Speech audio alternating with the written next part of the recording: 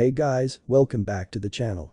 This is a story about what if Naruto and Nojiko One Piece. Before I start, please support for more amazing content and do consider subscribing to my channel and share this video with your friends. This is written by SoulReaperCrewe and link in description and support writer. Let's start the video. Port town of Naruhina. 1 year after Crocodile's defeat. Princess Vivi, it's time to go, Pell called out, standing a few meters away from where the Princess of Alabaster was entertaining a group of children. The sun was beginning to get low, and they were supposed to fly back to their lodge over an hour ago, but Vivi had insisted on staying longer when a group of children appeared. The group of a dozen children had stared at the beautiful princess in awe, in disbelief that they were looking at royalty. They all looked young, and none appeared over the age of 10. Vivi, being the person she was, didn't have the heart to leave then and there, postponing their departure and deciding to spend the time with some of her younger subjects. There was little the strongest warrior in Alabaster could do, so he did his duty and stood guard off to the side, protecting his princess as he always would. Though he wouldn't deny, a smile did work its way on his face as he watched the delight break out on the children's faces. The 17-year-old royal had always had a way with children and the younger members of her country. "I know, Pell. Just a few more minutes," Vivi replied, sitting beneath a tree with one of the girls crouched next to her. Her hands were working their way through the girl's caramel-colored hair, expertly weaving her hair into a braid. "How does that feel, sweetie?" "Good. Thank you, princess." The young brunette giggled from the delight in the girl's voice. "You're welcome." She turned and looked at another girl who was patiently waiting for her turn. "You're up, honey." The girl didn't waste any time and dove to the ground in front of her, causing Vivi's giggles to continue. Pell sighed. By the looks of it, they wouldn't be leaving for a while longer. "I hope the king doesn't find out she walked all over me again." Knowing the king of Alabaster as well as he did, he would likely laugh at his predicament. Vivi had a habit of wearing her heart on her sleeve, and once she saw the children waiting for her, there was no chance she was going to disappoint them. It wasn't in her nature to let people down. Weeks after Crocodile was sent packing by the Straw Hat crew, Vivi had made it her mission to visit every town and port across the Desert Kingdom. A year later, she was making good on her promise, and her family had benefited from her dedication. The king and princess were more beloved in their country than ever before. It was an honor to protect them, and he would do so with his life. "I love your hair, princess. It's blue, like the sea." "It is, isn't it?" Vivi replied, her smile never wavering, "but I love your hair too. It's golden like the alabaster sand, and it feels so silky. I bet you take good care of it." "I get it from my daddy, who says I have the prettiest hair in all of Alabaster." My dad would say the same thing and would always smile this big goofy smile when he said it. "Dads are goofy, aren't they, princess?" The girl replied, causing Vivi to break out into giggles again. Her giggling got louder when the girl's stomach rumbled.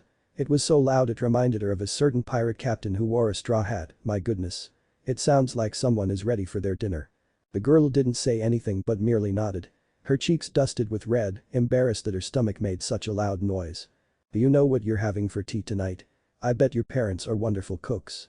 "No," she said quietly, though turned her head to look up at Vivi, forcing the brunette to pull her hands away. "I wanted ramen, but my mama said no." She puffed out her cheeks and blew a raspberry. Vivi blinked in surprise. Ramen.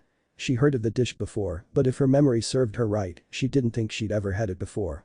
She was sure it wasn't something one could find in Alabaster unless someone who'd been out of the country brought it back. Maybe her father had tried it in the past during one of his trips outside of the kingdom, but she was sure it was one she had never had before. "So, your parents make ramen for you? That's not a dish I'm very familiar with," she admitted. "Is it nice?" "It sounds nice." She nodded her head in excitement, her eyes lighting up. "It's amazing. But my mommy and daddy don't make it. Mr. Naruto does." Vivi tilted her head. "Mr. Naruto?" Again, she nodded. His boat is with all the other big ones and serves ramen at the port in his ship stand." Her face deflated of excitement. "I wanted to go again, but my parents said no. He's only here for a few more days before he leaves for the next island." "Ooh. The boat down by the port, huh?"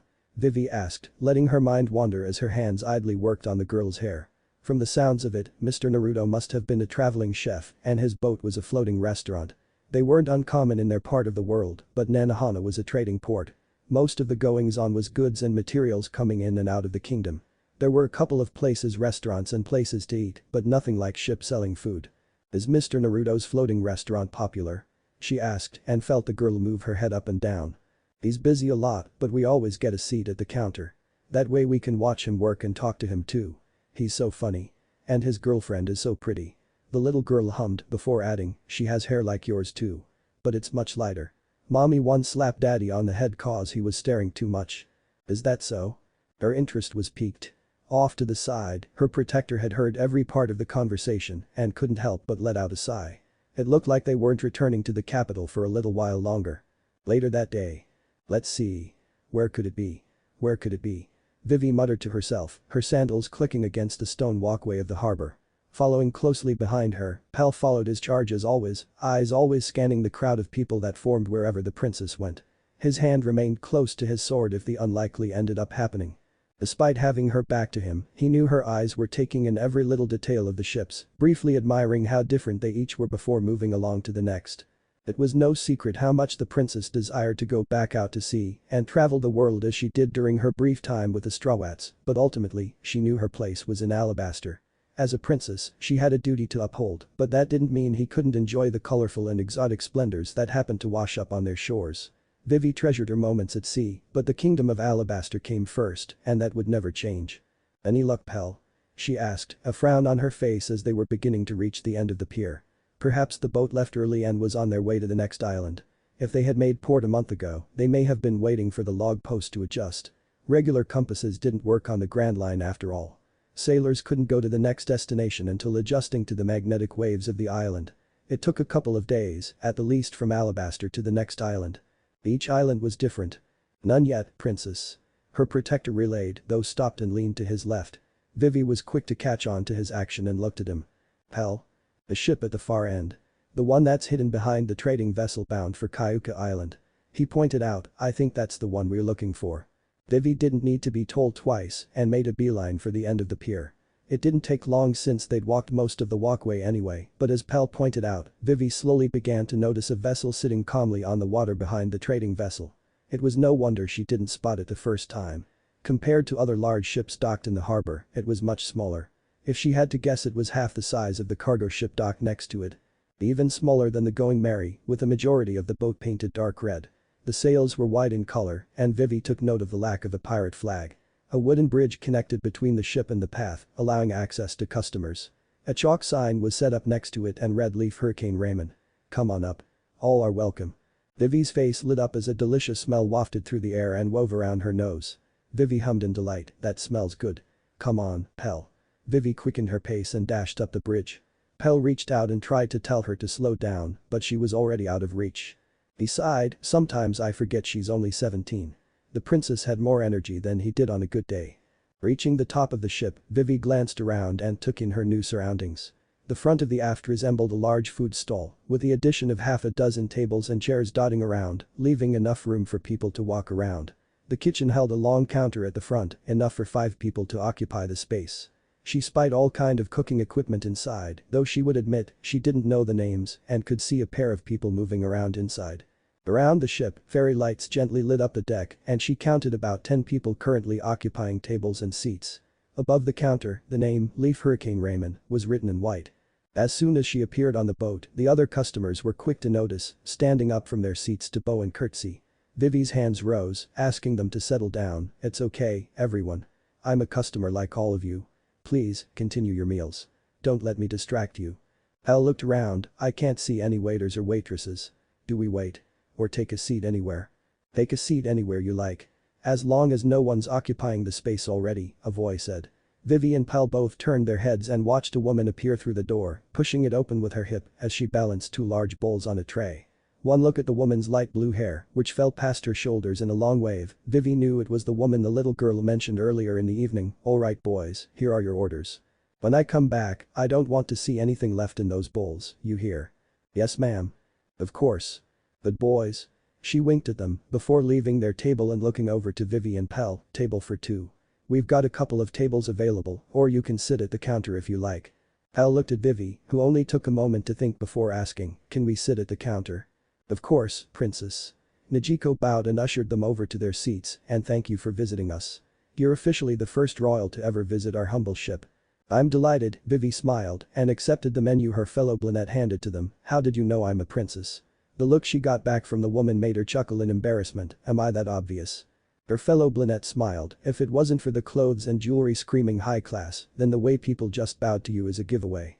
The older woman then gave a short curtsy, I'm Nojiko, one of the owners of the Leaf Hurricane. It's an honor to meet you, Princess Vivi. Vivi opened her mouth to speak before suddenly frowning. Nojiko. Where did she hear that name? She knew it, but for the life of her, she couldn't place where. It was on the tip of her tongue but just shy out of reach. Naruto. Come over and say hello. Nojiko called, turning around and looking in the back. It was only now that the princess realized a young man was standing in the background, putting the finishing touches on a pair of ramen bowls. He was tall, with blonde hair that reminded her of another blonde-haired chef, though much shorter. He was tanned like his brunette partner and looked in good shape if the way his arms rippled with lean muscle. She idly noticed the long-running scar that traveled his right hand all the way along his arm, the rest covered by his white shirt. Not to mention, the cute-looking whisker marks on each of his cheeks. 1 second, Nojiko. He replied, his tongue sticking between his lips as he finished each bowl. Yeah, that's good. He crossed his fingers together, and both Vivi and Pell watched as an identical Naruto appeared next to him, 2 spicy pork ramen for table 2. The clone nodded and left, leaving Naruto to throw a small towel over his shoulder and appeared next to Nojiko. Hey, it's nice to meet you both. I'm Naruto. He gave a short bow to Vivi. Vivi, meanwhile, gaped at him turning back towards Naruto and the clone moving past her. How did you do that? She asked, did you eat a devil fruit? She'd seen plenty of strange things from people who'd eaten devil fruits. Pell was one of those people. A devil fruit? Naruto asked, smiling, with Nojiko smiling next to him. Nope. That's all me. But how? Let's just say I'm a man of many talents. He bumped his hip against Nojiko, as Nojiko knows all too well. The brunette rolled her eyes and bumped him back with her own hip, as much as I loathe to admit it, he's a unique individual. Naruto's smile turned into a grin, forcing Nojiko to roll her eyes in good nature at him. Anyway, welcome to Leaf Hurricane Ramen. Have a look through our menu and let us know what you fancy getting. Vivi and Pell complied, letting their eyes scan over the menu. It all looks so good, but I'm not sure what to have. I've never had ramen. Vivi admitted and almost jumped out of her seat when Naruto slammed his hands down on the counter and leaned into her personal space. Next to him, Nojiko did nothing but sigh. Next to the princess, Pell had placed his hand on the hilt of his weapon in surprise before steadily relaxing. Though, he gave the blonde the stink eye for making him jump. You've never had ramen? He asked and turned to look at Pell. What has this country been feeding this poor girl? Pell raised an eyebrow, the best food gold and silver can buy. Clearly not, otherwise this poor girl wouldn't understand the delight that ramen brings. He took Vivi's hands into his own and gave them a comforting squeeze. Don't worry, princess. Leave it to me and I'll make you something you'll never forget. The determination was alight in his eyes and it took Vivi by surprise. Thank you. Vivi managed to say before Naruto whisked away back to the kitchen to get started. She didn't want to cause any trouble. As if knowing what Vivi was thinking, Nojiko patted her shoulder. Don't worry. He can be a bit excitable when it comes to ramen, but he knows his stuff and he means well. Nojiko looked over at Pell. How about you? See anything you like the look of? Pell gave a glance over of the menu again. I'll give the spicy shrimp ramen a try, please. He liked a bit of kick to his food. Heat in food was never amiss in his opinion. Sure. You hear that, honey? I got it. The blonde gave them a thumbs up. Vivi glanced between the two before asking, so you two are? She moved her fingers between the two. Together? Yeah, we are. Couldn't let this guy wander around the Grand Line all alone. He's lucky he's handsome and sweet. Nojiko told her, winking at Naruto and making the young man grin in return. And Nojiko's not too bad either. She can be very stubborn when she wants to be, but she's the most beautiful and loving woman I've ever met. I'm lucky to have her. Nojiko gave him a sly look. Are you just trying to win brownie points with me, blondie? Depends. Is it working? You'll find out later. Naruto chuckled at her grin and winked back. For a short while, they fell into a comfortable silence, Vivi watching as Naruto and Nojiko moved around the kitchen. The princess almost fell off her chair and take Pell along with her when she watched Naruto's method of creating noodles. His right palm faced upwards as an orb of blue energy formed in the center and pushed it into the ingredients. It spun around until formed perfectly. Next, he cracked his knuckles and started beating the mix into a pulp. Looking to Nojiko for an explanation, all she said was he was making the noodles firmer. Since she wasn't an expert in noodles, she went along it. That's a strange way to prepare noodles, Pell muttered to himself, also watching with idle curiosity. It was a first for him too, though the dark purple-haired man watched the blonde young man intently. Although the man seemed nice enough, Pell couldn't help but feel he'd seen the man's face before. He couldn't place him, but something seemed familiar about him. Next, Vivi watched in awe as another copy of Naruto appeared 2 meters away from him and together, started weaving the noodle mixture of flour and wheat through the air with acrobatic precision. It was twirled, twisted and folded over so many times that when they delicately placed them back on the table, there was a sheen to them that Vivi never expected would appear in noodles. Now, those are some top-grade noodles. They heard Naruto say, giving Nojiko a high five before moving on to the next portion of the course. Two large bowls sat off to the side, with the Blanette placing a set of napkins and chopsticks next to their customers. Chopsticks? Oh no, Vivi thought. Gulping, she broke them apart and started practicing. Being a princess of a kingdom, she needed to know table etiquette, but she'd freely admit she was rather clumsy when it came to chopsticks. She hoped she remembered how to use them properly. While all this happened, another clone was aiding Nojiko to his right of Naruto. She spotted mushrooms, spring onions, red ginger, and various pieces of chicken. There was still more on the table, but Vivi couldn't make out what they were. The whole process of making the meal was fascinating to watch and couldn't help but wonder how long it took them to learn their craft. It all looks so good. She muttered. Be patient, princess, Pell told her, seeing his charge's curiosity getting the better of her. She was practically leaning over the counter to get a closer look. A knowing smile was on his face. She was the same way when she was a little girl, always wanting to see what Igaram was cooking up for her in the royal kitchens. Just then, a strong scent wafted through the air and hit them both at force. Vivi's eyes lit up and her mouth formed a small O shape, while Pell couldn't help licking his lips. The smell was heavenly, and watching Naruto and Nojiko move in tandem with one another was a sight to see. The two were a good team. It wasn't much longer, and just as Vivi and Pell's stomach were beginning to growl from watching their display, did Naruto and Nojiko finish the bowls. Nojiko placed the warriors in front of him, while Naruto did the same with Vivi's. Orders up. I hope you both enjoy your meal. They heard though neither paid much attention as they stared into the contents of the bowl. Pell was dubious at first, but he had to admit the meal looked amazing and smelled heavenly. He counted around a dozen perfectly cooked shrimp floating in the broth, gently colliding with the noodles and cut vegetables. He smelled hints of spice added into the broth, giving it a small fiery kick he was eager to try out. Again, the warrior of alabaster licked his lips and eagerly picked up his chopsticks and separated them. After one bite of the shrimp, Pell's shoulders slouched and he took a large breath of relief as flavor erupted on his tongue. Wow. Was all he said before going in for another bite. Next to him, Vivi took her chopsticks and gently twirled them around in the broth and noodles. It's a miso wafu chicken ramen packed with ginger, onions, mushrooms and the works, Naruto told her. Silently nodding, Vivi tried to pick up pieces of the chicken with her chopsticks but found it continuously slipping from her grip. After a couple of attempts, her frustration started to appear with her cheeks inflated like a chipmunk. She heard a giggle from behind the counter and felt Nojiko's hands gently pry the chopsticks from her hand. Reaching into her pocket, she wrapped an elastic band around the bottom to keep them from sliding away from each other. Here, try it now, Nojiko told her, handing the chopsticks back to Vivi. Though embarrassed at her lack of talent with chopsticks, the rubber band did the trick and Vivi this time found herself able to pick up a piece of chicken with noodles wrapped around it. Nodding, Vivi put the chicken and noodles in her mouth, with the pair behind the counter, watching with idle curiosity what a reaction would be. It didn't take long for them to find out, as an expression of pure delight washed over Vivi's face, her mouth turning into a big smile with her free hand cupping the side of her face. So good. Naruto grinned, gave everyone a thumbs up, happy to serve, and another customer satisfied. Vivi hummed and nodded before digging into her bowl as a woman possessed. It was so good she could scarcely believe it.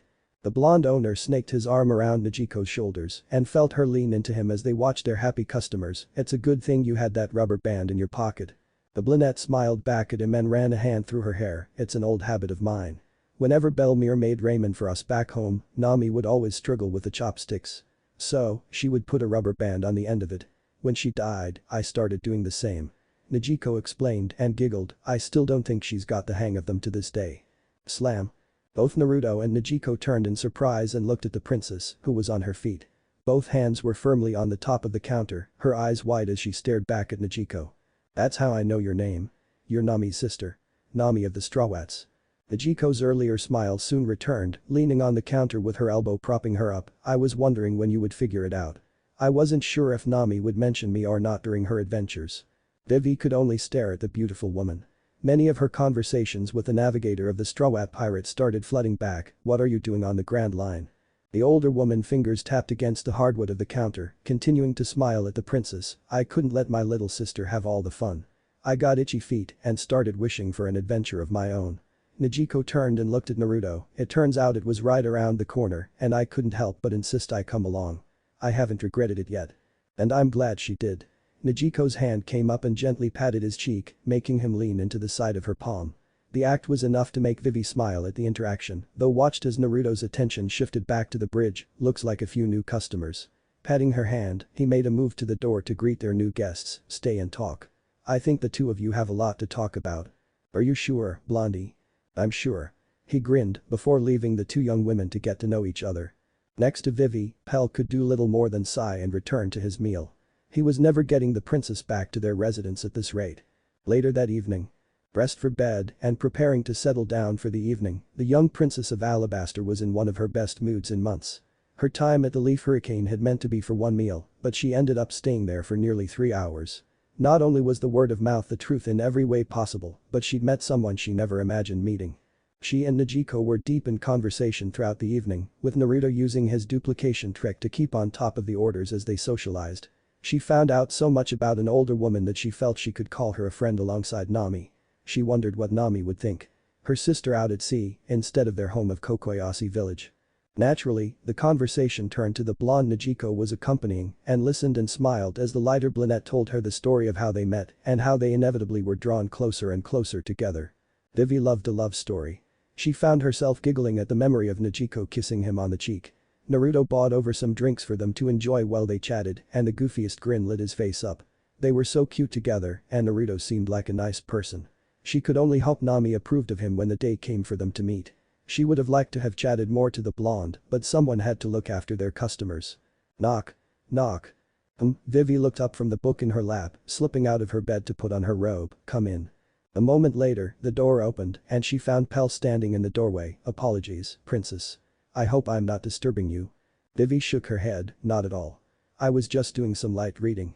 She motioned to the book sitting on her bed, is there something you need, Pell? Her protector nodded and brought his hand up. Something was wrapped up in his right hand, though she wasn't sure what it was, is everything okay? I'm unsure, given what we saw tonight. Pell started, his eyes going between Vivi and the paper in his hand, I wasn't sure at first, but all night I've had this nagging feeling in the back of my head that I recognized the owner of Leaf Hurricane Raymond.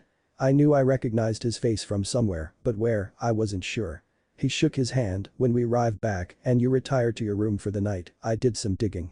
Vivi frowned, but Pell had her full attention, what did you find? The wanted poster. A wanted poster? Vivi replied, surprise overriding her features, and motioned to Pell. In an instant, the piece of paper was in Vivi's hands and uncurled it to get a good look at the contents. The first thing she took notice of was the photograph. One look and Vivi could tell it was Naruto, though he looked younger. He looked the same age as her, which meant the bounty was a couple of years old.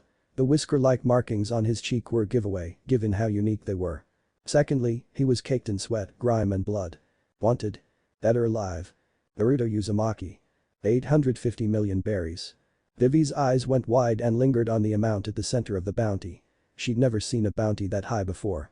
What did the blonde chef do to warrant such a high bounty?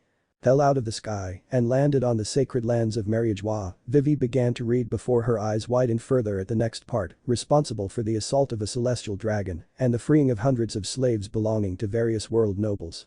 Defeated a full battalion of marines and, Vivi nearly dropped the bounty at the last part, defeated a marine admiral before disappearing off the red cliffs. Has yet to be seen ever since. All Vivi could do was look at Pell and the bounty in her hands. Just who in the world was Naruto Uzumaki? The Leaf Hurricane. Letting out a yawn and stretched out his arms in front of him, the blonde shinobi of Konohagakure fell back and flopped onto the bed, visibly relaxing as his body sank into the softness of the mattress. Kitchens were cleaned and tables and chairs were away, leaving him to do as he pleased for the remainder of the evening.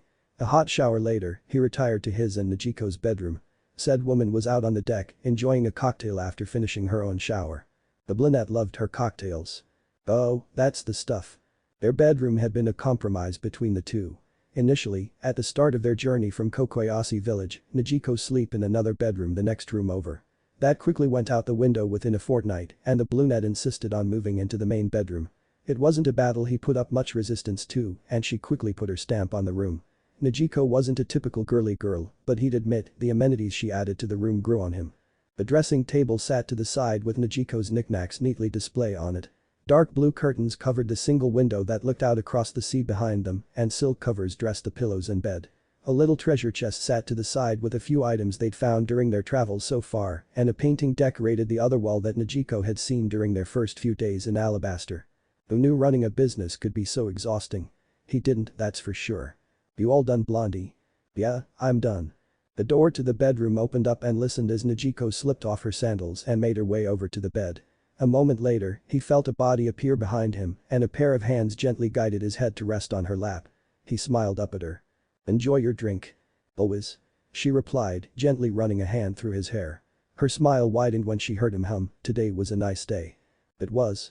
Business was good, with plenty of mouths that needed feeding, he replied. Naruhina was a beautiful place, and its people were welcoming to them. Vivi seems nice. She wasn't what I expected from a royal princess. I guess the last letter you got from Nami was truthful. Her protector didn't say much. He kept staring at me a lot. The man's eyes kept looking between the princess and him. Do you think he suspects something? Naruto shrugged, maybe, but we'll be gone in a few days anyway. The log pose on Nojiko's wrist had set a while ago, and the plan was for them to move on to the next island at the end of the month, although, that damn bounty is annoying. It was like walking around with a target on his back. It was 4 years ago that it was commissioned, and all he could do was hope it was at the back of a pile somewhere due to him being inactive. Well, you did trash the home of the world nobles. Nojiko reminded, a knowing look on her face as she ran her hand through his blonde locks. The world government are a bit funny about those things. He felt her move his head and gently placed it back on the soft mattress. Moving around the bed, it wasn't long before he found her pressed on top of him, her chin resting on his collarbone. Looking down, he couldn't help but feel his temperature rise when he saw her attire. Nojiko wasn't one for heavy clothes. A trait she apparently shared with her sister. Her pajamas were little more than a thin pair of shorts and a loose-fitting t-shirt that still stretched from the strain of her chest. Hervey Sage would have been proud he found a girlfriend with a killer body. He was no pervert, but still. See something you like, Blondie? Just admiring? Oh? In that case, admire away. She grinned and felt Naruto chuckle beneath her. Are you excited about tomorrow? Remind me. What's tomorrow again? Training, of course. He chuckled when heard her groan, oh, come on. You enjoy it, really. Do we have to? She mumbled, flipping herself over so her back rested on his chest. The blonde shinobi let out a groan when she moved her hips against his, can't we just sleep the morning away for once? We could, but you need to get used to your abilities. You can't ignore them. Nojiko huffed but held her hand up in the air. Both watched as the tips of her fingers began to change, her skin turning from soft pink into a hard blue. Light shimmered as it reflected from its surface as the change washed over her hands and then to her elbow. Naruto brought one hand up and gently cupped the hand, feeling the smoothness against his skin as sapphire pressed against his skin. You just had to eat that fruit. Nojiko's other hand reached to his face, tilting her head back to look at him. I wasn't going to let you shoulder the burden of protecting me all the time. I don't regret it if that's what you think. Though, I do miss being able to swim.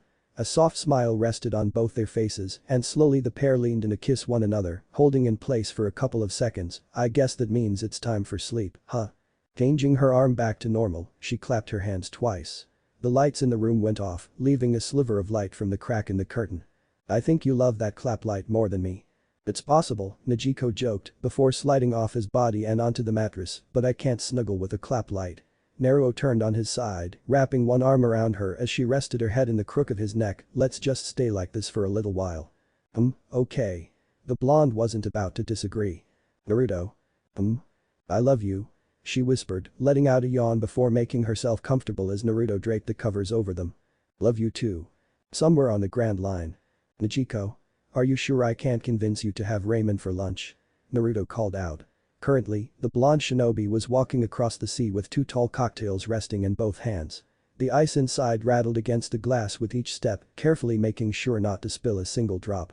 Gone were his usual work clothes, dressed in simple orange trunks. The red shirt with yellow flowers covered his top half, with the buttons undone and showing off his many years of intense shinobi training. He did try to button it, but his brunette girlfriend quickly undid them with a flick of her fingers. She didn't want her hunky boyfriend hiding those abs away from her prying eyes. Her words. Not his. Speaking of said woman, Nojiko looked in his direction.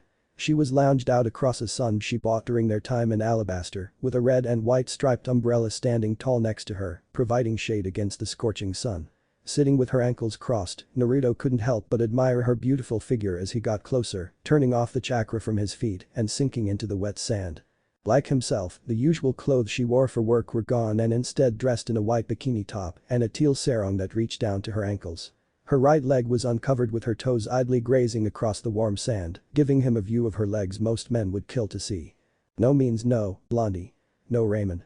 She reached out with one hand and took the drink from his hand. Thank you, honey. Guiding the straw to her lips, she took a sip and smiled up at him. This is very good. You're getting better at making these. Well, I learned from the best. Felt like a fair trade. I teach you the joys of making Raymond and you show me how to make cocktails. As it turned out, the brunette had an affinity for making alcoholic beverages. Naruto was never much of a drinker, but the drinks Nojiko made were delicious, so she showed him how to make some of the basic ones. Apparently, Belmere had been an avid fan of cocktails and Nojiko in her youth self-taught herself how to make them. They were all the rage back on Kokoyashi Island. Before Naruto first arrived and met Nojiko, she'd been thinking about opening up her own cocktail bar before ultimately joining him on his travels. Pulling her legs up to her chest, Nojiko invited Naruto to take a seat with her.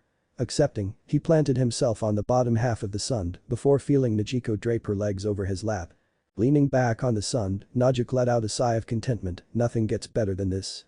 Nojiko said quietly, taking another sip of her drink and staring at her partner. A warm and sunny day. Cocktails. Golden beaches. My lovable but dorky boyfriend. Naruto snorted at the last part but smiled nonetheless. Life sure is good. Well, I can't argue there.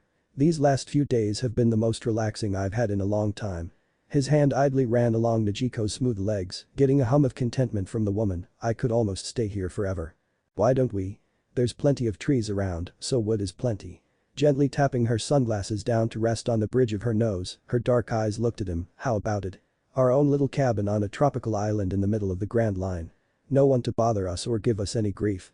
No pirates trying to ransack our ship and take me away or marines trying to arrest you and send you to impel down. Naruto snorted as he took a sip of his own drink, humming in contentment as the fruity alcohol ran down the back of his throat. They always seem to be more interested in you, rather than the blonde guy who can beat them up with a wooden spoon. Can you blame them? I'm a catch, Blondie. Nojiko smirked as she took a sip from her own drink. If anything, it's a compliment. Naruto's eyebrow rose at the comment. How do you figure that? Well, it shows you have great taste in women and how lucky I am to have such a wonderful boyfriend to save me at my beck and call. The blonde rolled his eyes. I guess that's one way to look at it. He looked out across the beach, a smile finding its way to his face. They'd been on the little island for a couple of days, and as much as he wanted to stay there longer, he knew they'd have to get going at some point. Finding the little island had been a godsend and gave them time to decompress and relax after a long couple of months.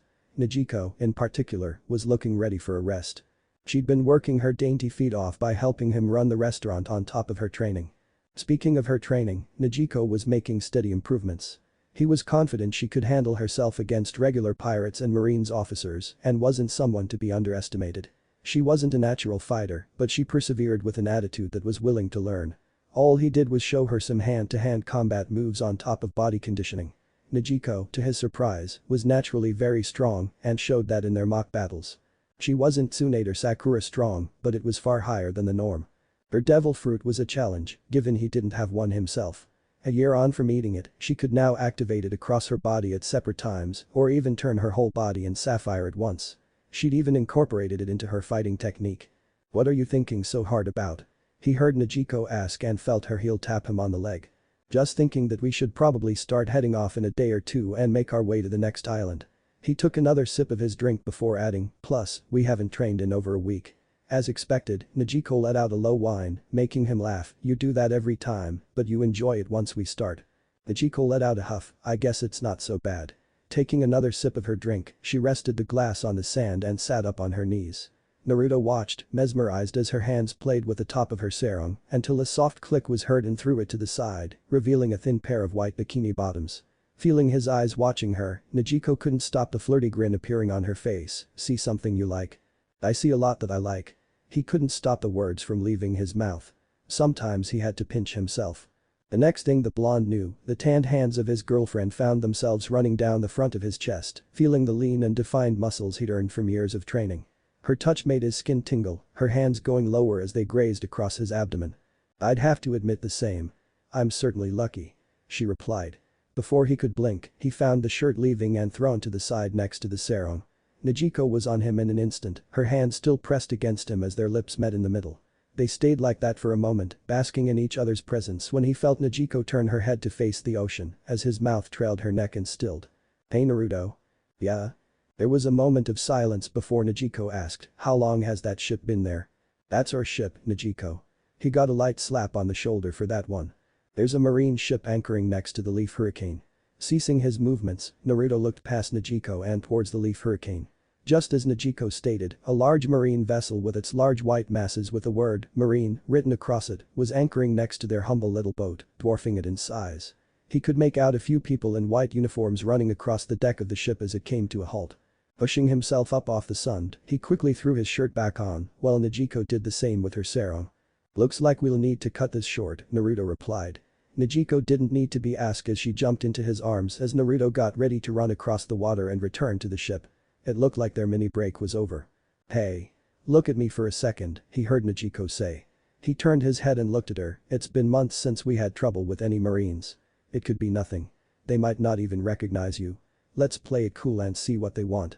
If they need food, we'll accommodate. Okay? I'll draw their focus and you work in the kitchen." She pulled him down for one last quick kiss. When they broke apart, he just nodded, "Okay.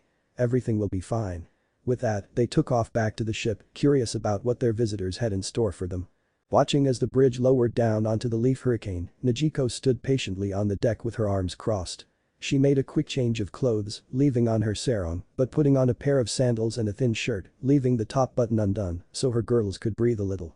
This was not how she wanted her day to go by any means.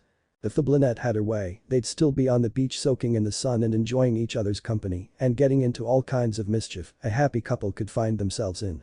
"Odd, it must be the heat. I can barely keep my hands off him." The blonde may have been a bit of a dummy at times, but he was her dummy. It was nice not to have to look over their shoulders every once in a while, but that was the life she signed up for when venturing out across the seas.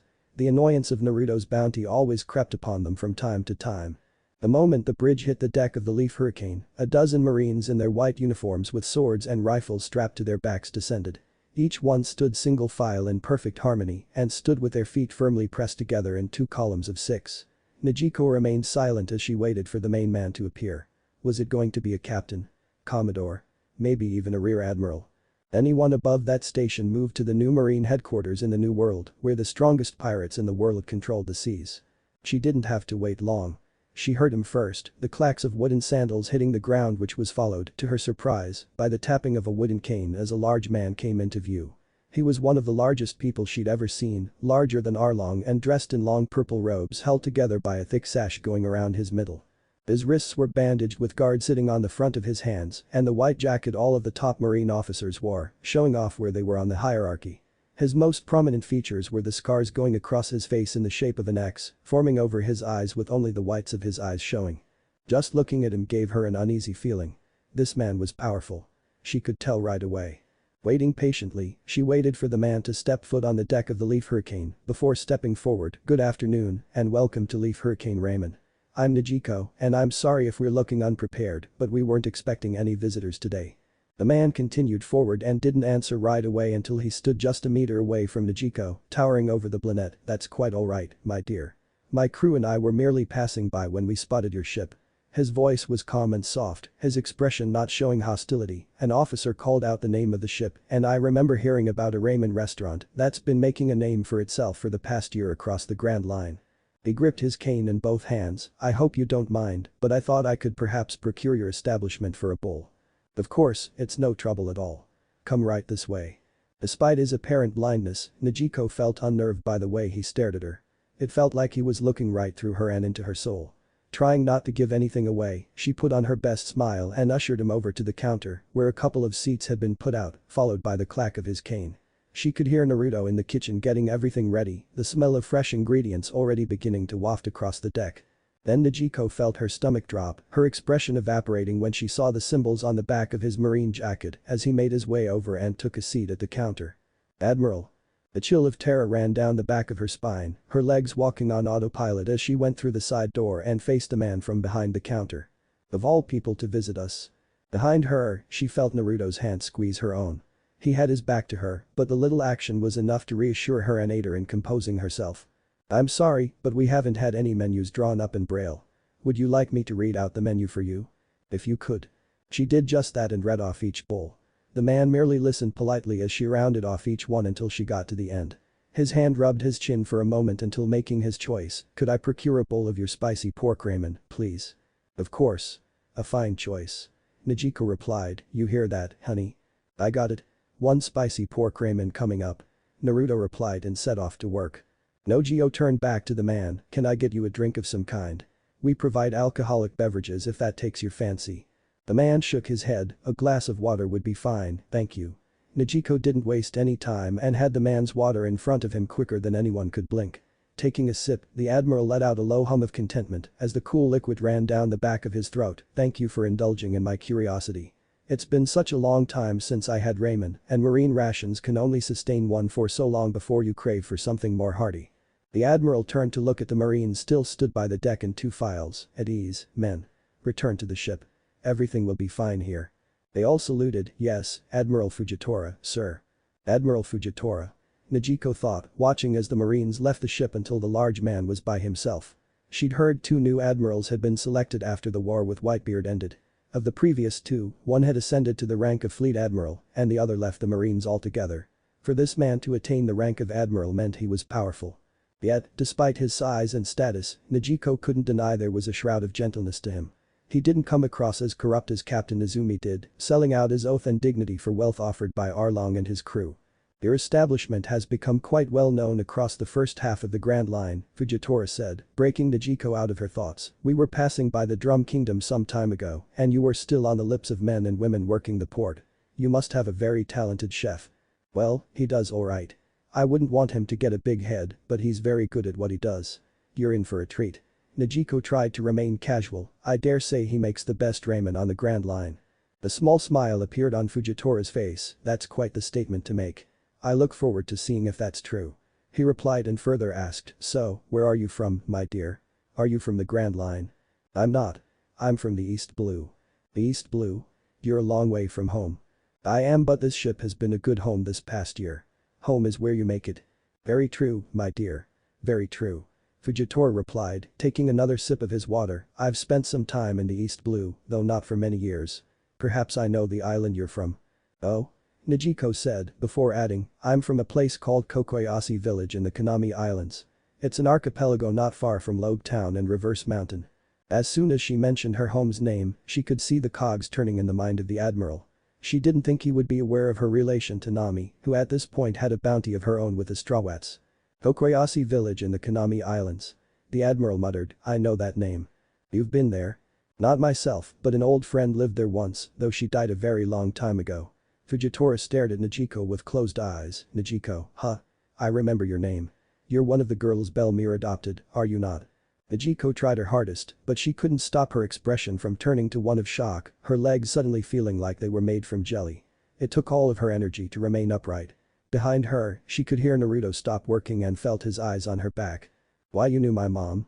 Nojiko managed to choke out, though it took her a moment to find the words. "I did. When I was still a vice admiral, she was part of my battalion 20 years ago. The last I saw of her was before her deployment to the Oika Kingdom in the East Blue." He explained, resting his cane on the counter and clasping his hands together. "Not long after, I found out she'd retired from the Marines, adopted 2 daughters and made her way back home.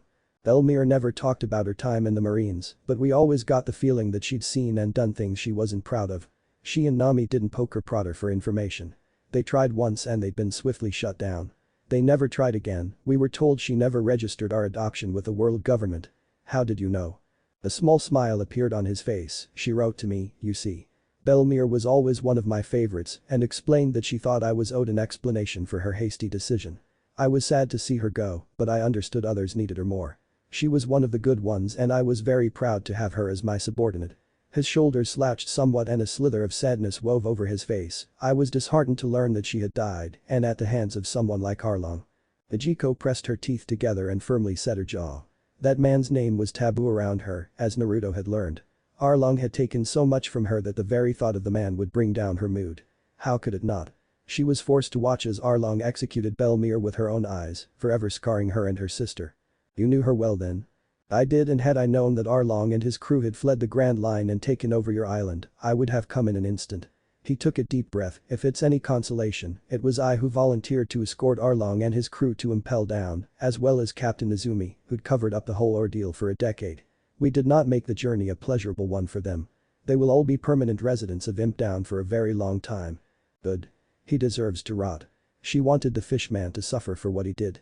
She didn't want him dead yet. She wanted him to suffer the same way he made everyone in Kakeasi village suffer. She hoped the other inmates he was shackled with made him feel like the little fish in a big pond that he always was. Fujitora hummed in agreement with the conversation fizzling out as the Blanette took everything in. The next thing Nojiko knew, he was sniffing the air and made a small hum. That smells delicious. I'm looking forward to my bowl a great deal. Well, that's good to hear. It shouldn't be long now. The chef is very talented when it comes to ramen. Nojiko smiled, not so much anything else. I heard that and you were singing something very different back on the beach earlier. Nojiko could tell he was smiling, though he had his back to her. As much as she wanted to wrap her arms around him from behind and nuzzle into his back, she had to look professional and keep the attention away from the blonde. She loved her goofy blonde. Once this was over and the Marines were gone, they were going back to that beach for some more quality time together. After another 10 minutes of small talk with Fujitora, the sound of the bell rang as the order was finally complete. Order up. 1 spicy pork ramen. Naruto handed the bowl over to Nojiko, who, in turn, placed it in front of Fujitora with a pair of chopsticks resting beside it. The patient admiral couldn't help but lick his lips as the smell radiating from the bowl was heavenly on the senses, placing one hand to rest on the bowl. Breaking apart his chopsticks, the large purple-robed man expertly wrapped some of the noodles around a piece of pork sitting in the broth and guided them up to his mouth. He took one large bite and chewed before a look of bliss erupted on his face.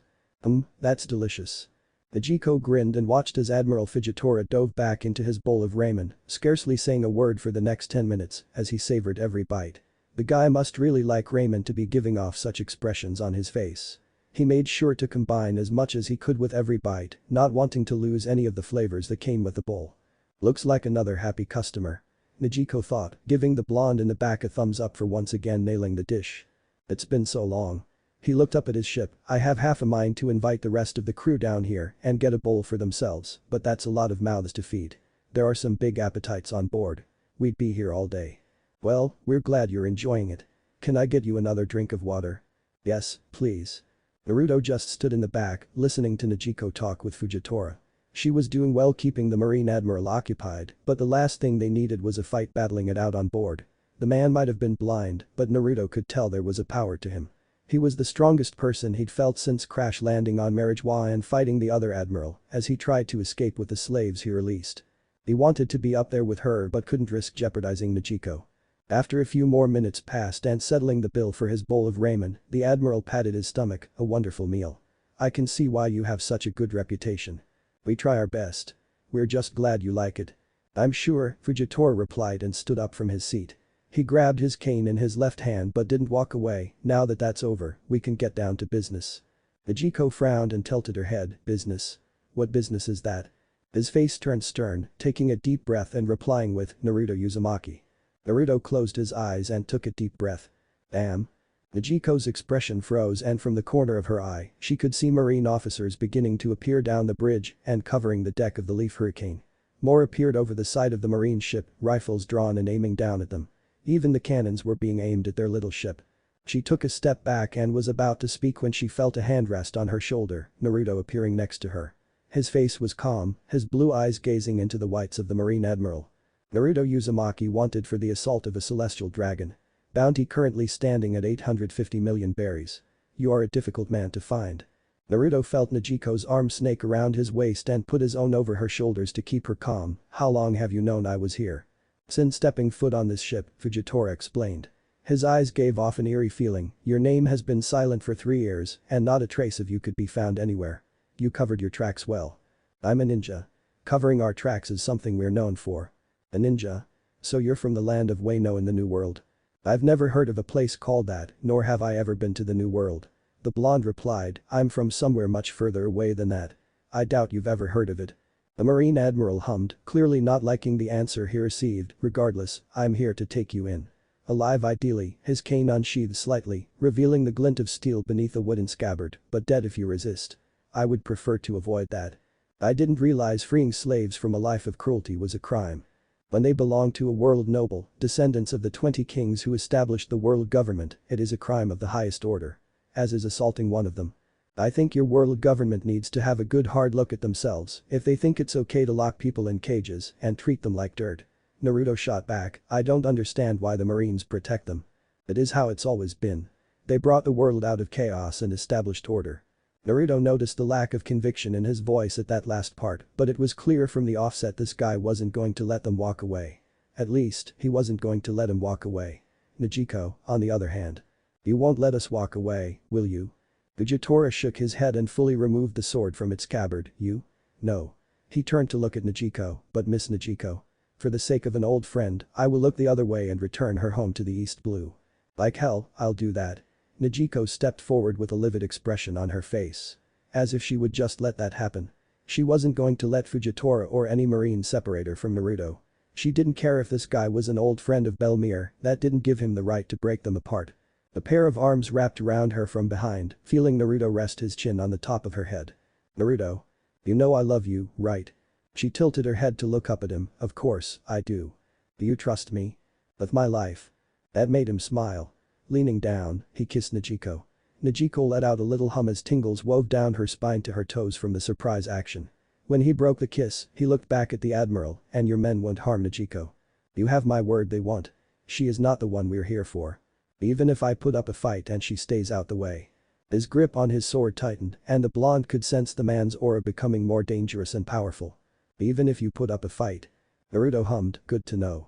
Before Nojiko could blink, she found herself pushed to the side with her back hitting the wall, Naruto's voice calling out across the ship, wind style. Gale palm.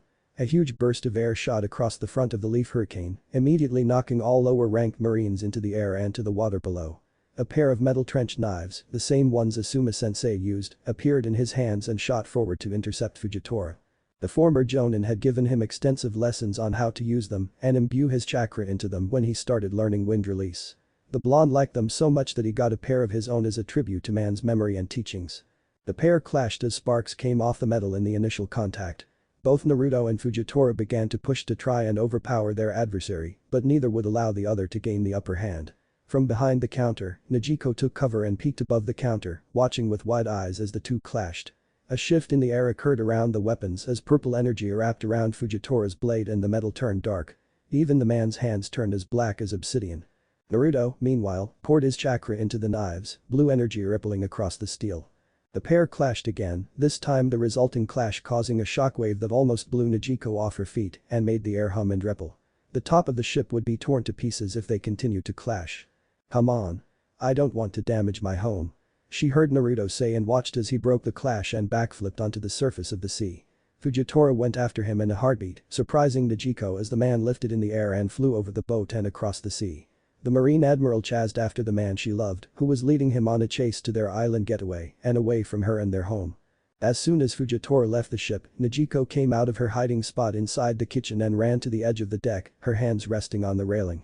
The pair were little more than dots on the horizon, and she could idly see their initial clash as they made it onto the island, meeting in a shower of sparks and small explosions. She had all the confidence that Naruto could win the battle, but that didn't mean she didn't still worry.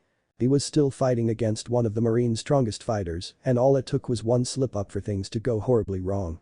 Don't you dare get beaten. She whispered to herself, ignoring the shouts and cries of the Marines' officers in the water and on the vessel behind her.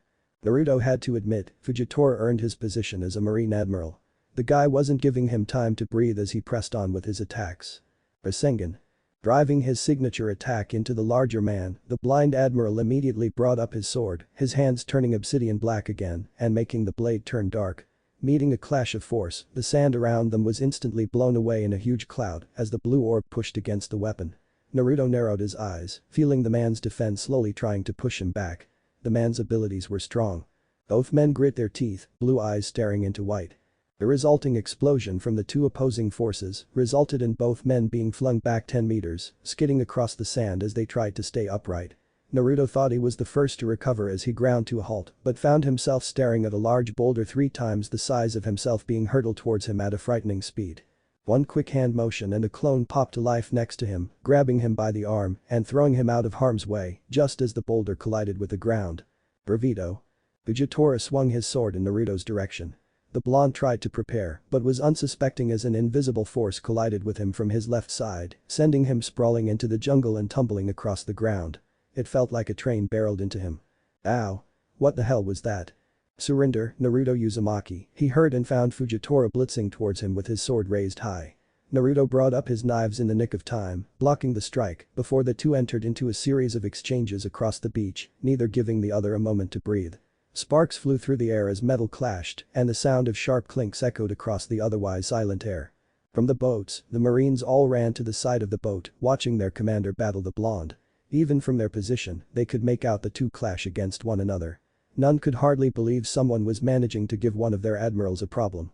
Someone strong enough to give Fujitora a problem didn't seem likely, but then again, this was the guy who defeated an admiral 4 years ago. Sometimes they forgot there were people out there that could give their best a hard time. Nojiko merely stood on her own, her arms wrapped around herself as she watched the pair. She had confidence Naruto could win. He always seemed so steadfast when it came to protecting them. Protecting her. Fujitora backed off, pushing himself away a few meters before his sword held a purple glow around it. He swung it through the air, reminiscent of moments earlier that barreled the invisible force into the blonde. This time he was prepared and jumped out of the way as another invisible force swept across the sand and the water. The shore split in two, revealing the seafloor until the waves came crashing over them once more. Gravity, huh? I fought a guy who could do stuff with gravity a while back, Naruto told him, jumping in the air to land a kick on his opponent. The admiral blocked with his arm, narrowly dodging or blocking as the blonde attacked him with a flurry of kicks and punches. He was one of the toughest guys I ever fought. I get the feeling you're going to be much the same. Justice must be served and I won't be leaving here without you, Naruto Uzumaki. Strangely, at that moment, he sensed a shift come from his opponent. What it was, he didn't know, but it was like nothing he'd ever felt before with his haki. Yeah, I figured you'd say that. Even if you Marines have a strange sense of it. Naruto ducked a swing from Fujitora's sword and blocked a second strike with the knives. A second Rasengan appeared in his hand, finding an opening as Fujitora pushed him away. The blonde leapt forward but, to his annoyance, the admiral threw his sword into his other hand and swung at the air. The invisible force returned and Naruto once again found himself being thrown back. The Rasengan disappeared from his hand as he hit the ground, but Fujitora was left bewildered as his opponent disappeared into a pop of smoke. Where did? Fujitora never got to finish as the sand in front of him exploded. The Marine Admiral had no time to react as a fist caught him in the face, followed immediately after by a kick to the chest that sent the large man skidding across the sand and falling to one knee. He started coughing and couldn't help but wonder how the blonde managed to hit him with such force. In fact, he could have sworn he dodged a fist strike at the last moment and yet somehow, it still managed to catch him. If his sense of sight had remained, he would have seen the blue eyes of his opponent had disappeared.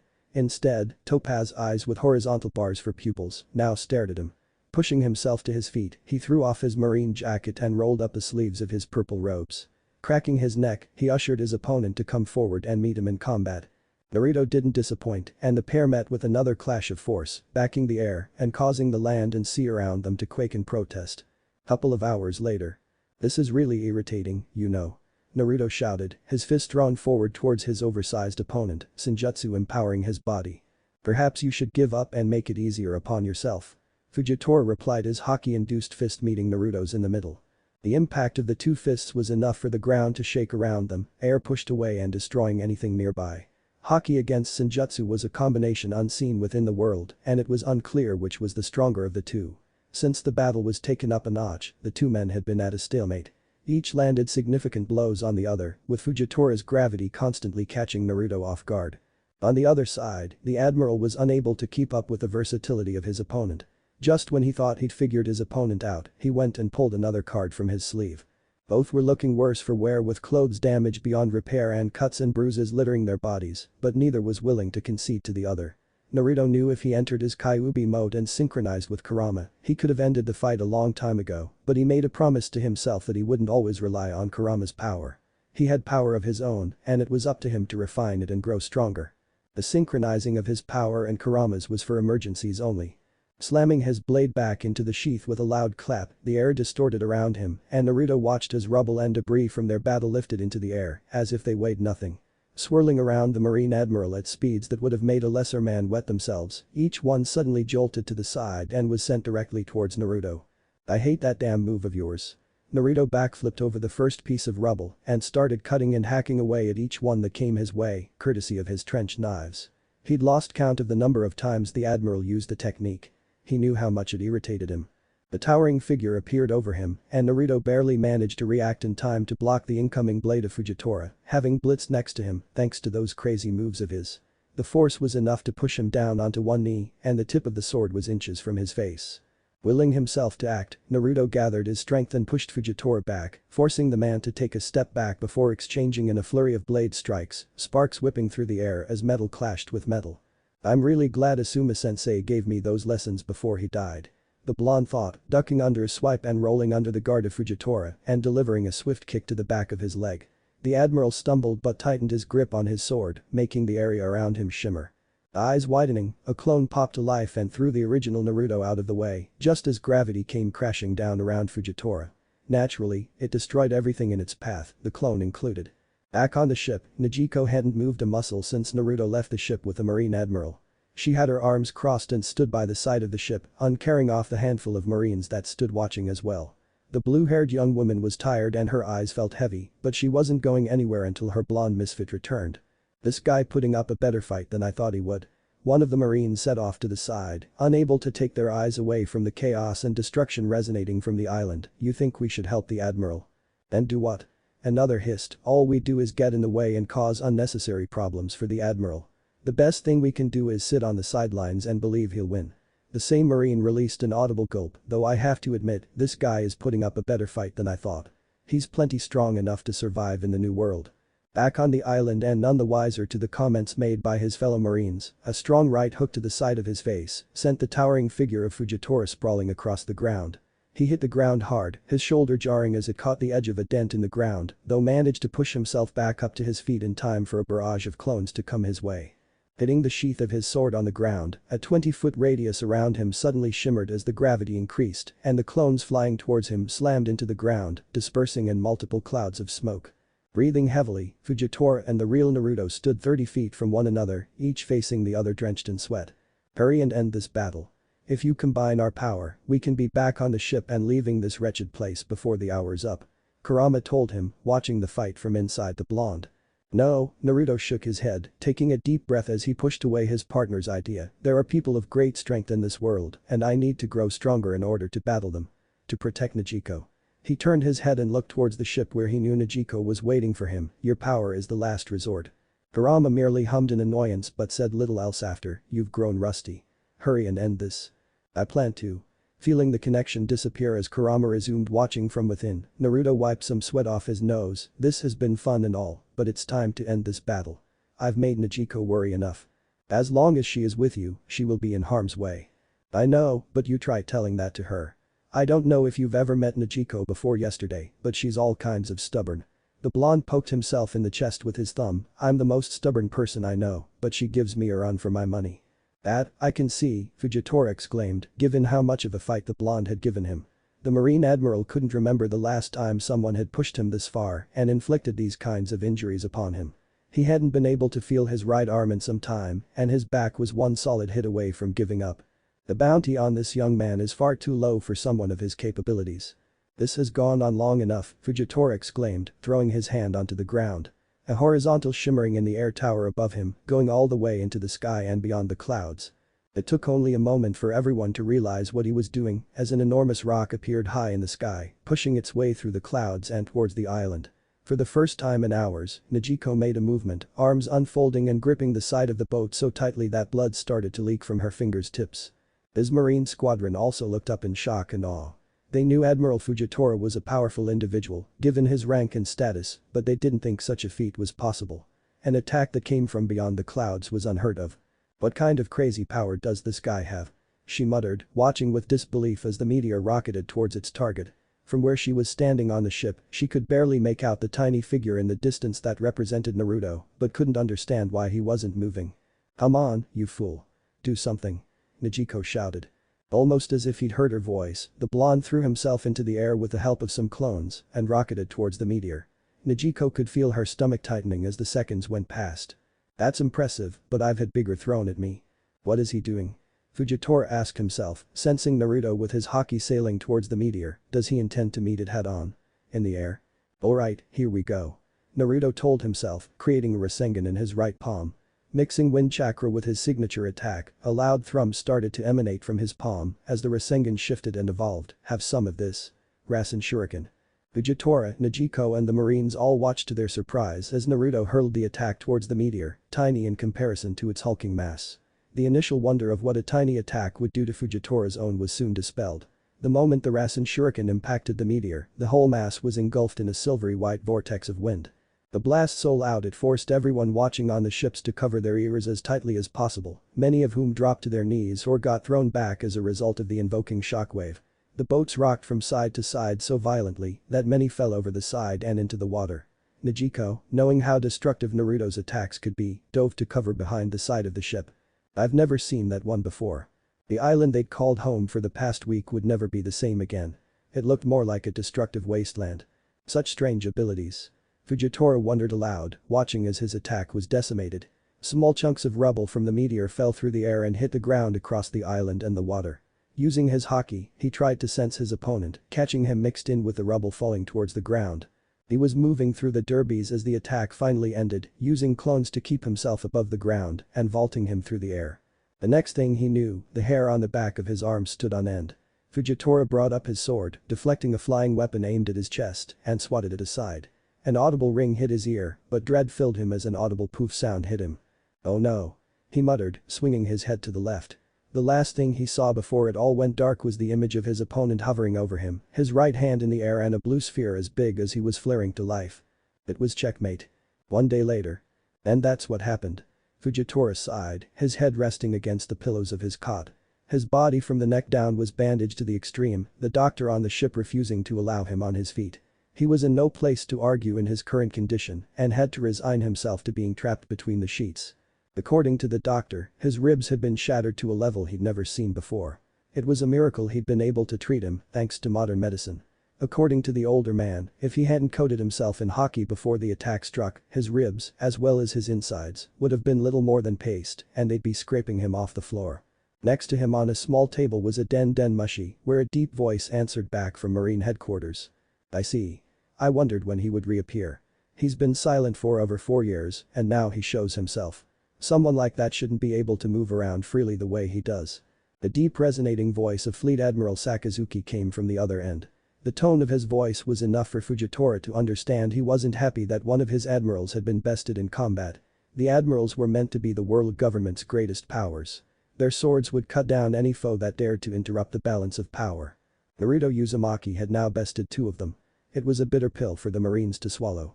They would have to be on their guard should they come across him for the 3rd time in the near future.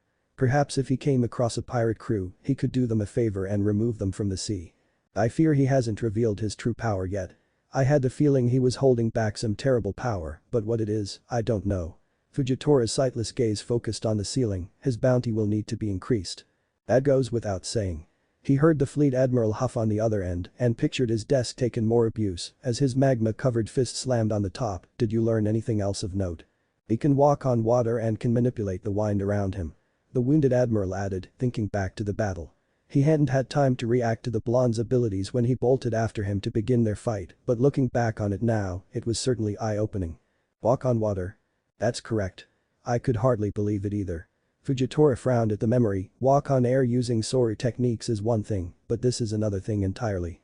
He heard a growl on the other end of the den mushi. It must have been frustrating to no end for the fleet admiral to hear such information. The higher-ups in the world government were going to love that piece of information. Anything else? Fujitora hummed before asking. He makes a mean bowl of ramen. The crackle came from the den mushi until the line cut off, rendering the injured admiral to his lonesome.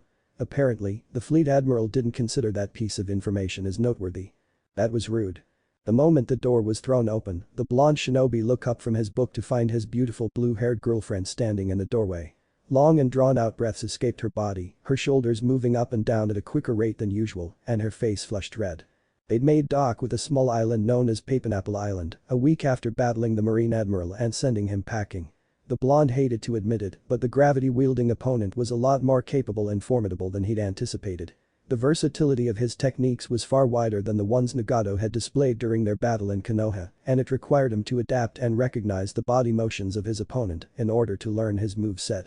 Could he have ended the fight quicker by synchronizing with Kurama? Absolutely.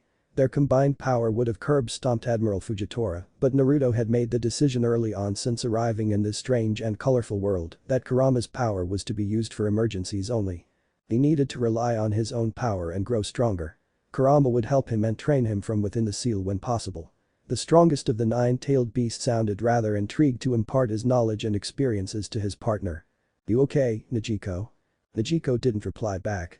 Instead, she bolted forward, climbed on top of the bed, and grabbed a piece of paper from out of the newspaper.